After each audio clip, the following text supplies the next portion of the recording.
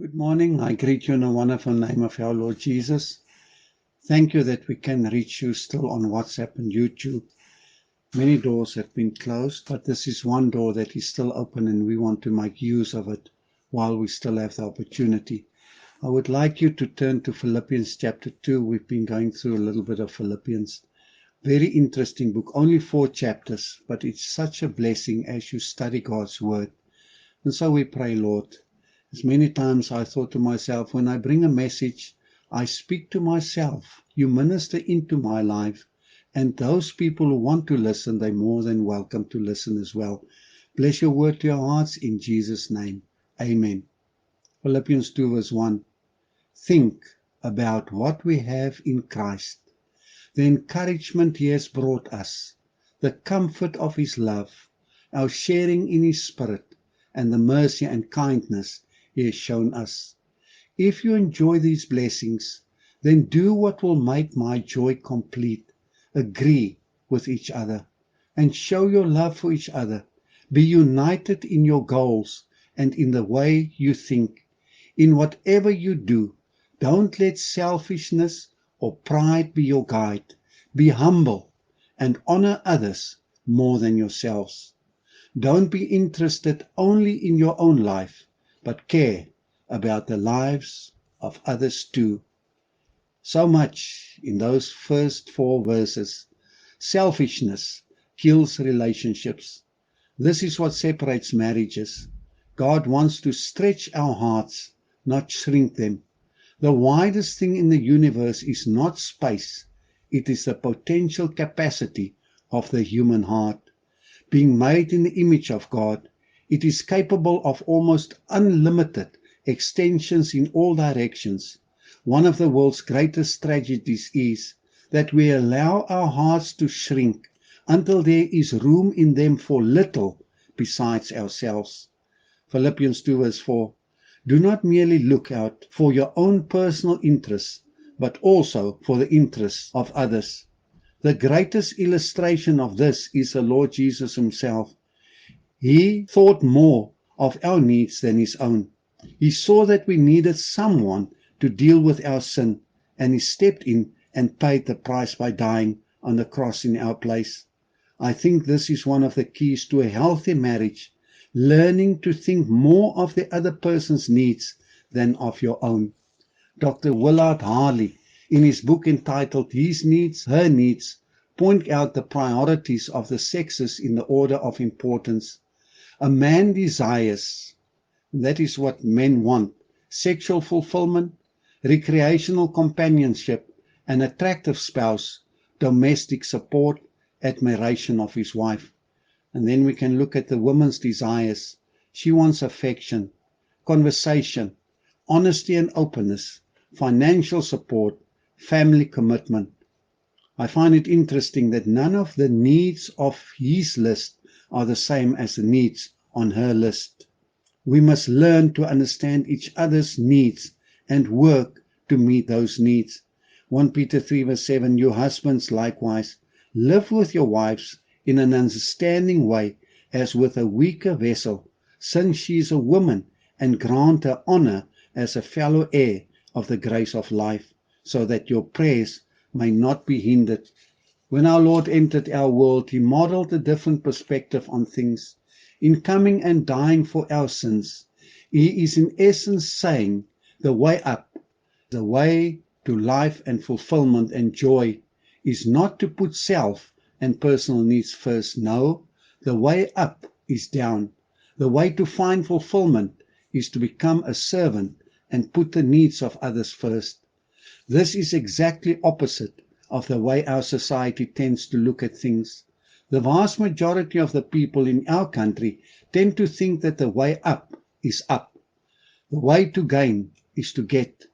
They would think that to do otherwise would be absurd. Bill Hybel, in his book Descending into Greatness, writes, in the vocabulary of our world, down is a word reserved for losers, cowards, and the bear market. It is a word to be avoided or ignored. It is a word that negatively colors whatever it touches. Many times we say down and out, downfall, downscale, downhearted, and maybe the worst of them all, down under. Unlike the word down, up positively colors whatever it touches. It is a word in our society that has come to be cherished and worshipped, a word reserved to describe winners and heroes. We say things like upscale, up and coming, upper class, and upwardly mobile. We believe in ascending to fame, money, power, comfort, and pleasure. In our society, up is clearly the direction of greatness. From the world's perspective, it is the only way to go. Just as a compass needle points north, the human needle points up. Like a tidal wave, Jesus crashed into our worldly way of thinking and flips things. He turns everything upside down by teaching that if you truly want to be great, you must go down. You must descend into greatness. According to Jesus' way of thinking, greatness is not a measure of self-will, but self-abandonment. The more you give, the more you gain. Christians who have embraced this philosophy of greatness, who have committed themselves to a servant lifestyle, have discovered something. Unlike their peers in the world, who strive to be upwardly mobile and end up drowning in emptiness and frustration, you really do gain when you follow Jesus' example and give yourself away. They have learned in essence that the way up is down. The way to joy and meaning during their 70 years on this planet is to humble themselves and put the needs of others above their own.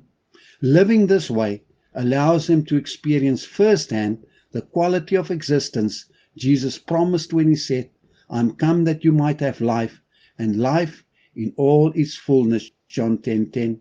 You gain when you give. The way up is down. Philippians 2 verse 5.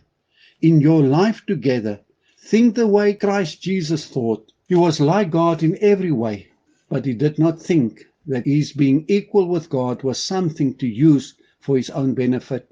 Instead, he gave up everything, even his place with God.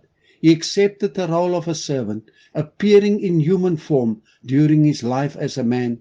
He humbled himself by being fully obedient to God, even when that caused his death on a cross. The way down for Jesus, we can see in the portion of scripture that I read. The coming of Jesus was humble. The language Paul uses is very expressive. We are told in no uncertain terms that Jesus was a real man. He made himself of no reputation. No reputation means to empty. Jesus voluntarily laid aside some of his divine prerogatives when he came into this world, his omnipresence, omnipotence, omniscience. The Creator was dependent upon the creature for sustenance. Then it also says he took upon him the form of a servant. Form, which means it is that which strikes the eye. For all appearances, Jesus would have passed for a slave. Isaiah 53 verse 3 says, he was despised and rejected by men, a man of sorrows and pain and acquainted with grief, like one from whom men hide their faces. He was despised, and we did not appreciate his worth or esteem him. Then it also says he was made in the likeness of man. Likeness also means in the very image of something. In the beginning of creation, God made man in his image. When Jesus was born in Bethlehem, God made himself in man's image. Then it goes on further to say, being found in fashion as a man. Fashion, the habitus, as comprising everything in a person which strikes the senses, the figure, discourse, actions, manner of life, etc. Jesus was born as a man. He lived as a man. He suffered as a man, and he died as a man. He was in every sense of the word a real, genuine human man. He knew pain, poverty, sorrow, loneliness, and rejection. He knew laughter, hope, and friendship. He knew every aspect of human existence, yet he knew no sin. He voluntarily came into this world and subjected himself to human existence so that he might identify himself with you and me. He did it to save us, to understand us, and help us. Hebrews 4 verse 15. For we do not have a high priest who is unable to sympathize and understand our weaknesses and temptations, but one who has been tempted, knowing exactly how it feels to be human in every aspect, as we are, yet without committing any sin. Verse 16, therefore let us, with privilege, approach the throne of grace, that is the throne of God's gracious favor, with confidence and without fear, so that we may receive mercy for our failures and find His amazing grace to help in time of need and appropriate blessing coming just at the right moment. So we can see here in Philippians chapter 2, as you go and read those verses again, first Jesus had to go down, and then in verse 9, there's the way up as well.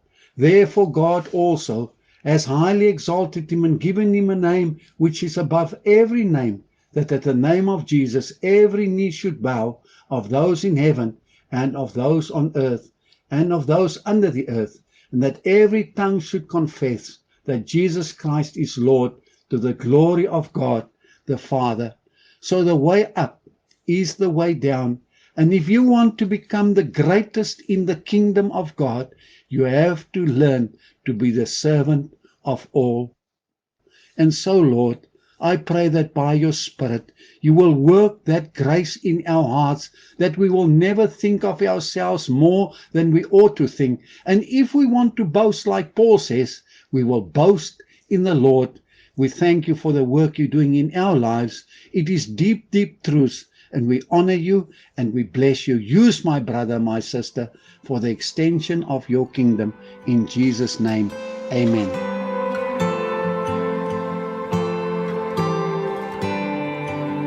Humble King, Holy One, friend of sinners, God's own Son, God in flesh among men. You walked my road, you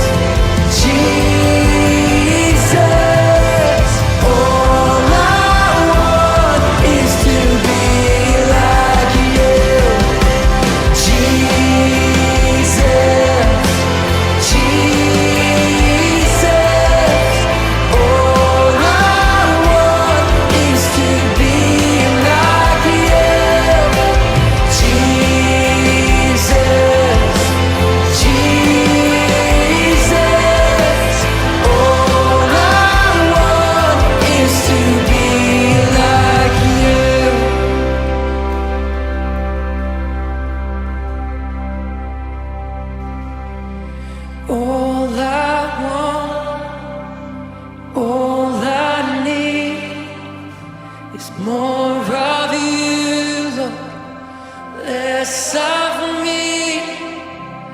Take this life, Lord, it's yours.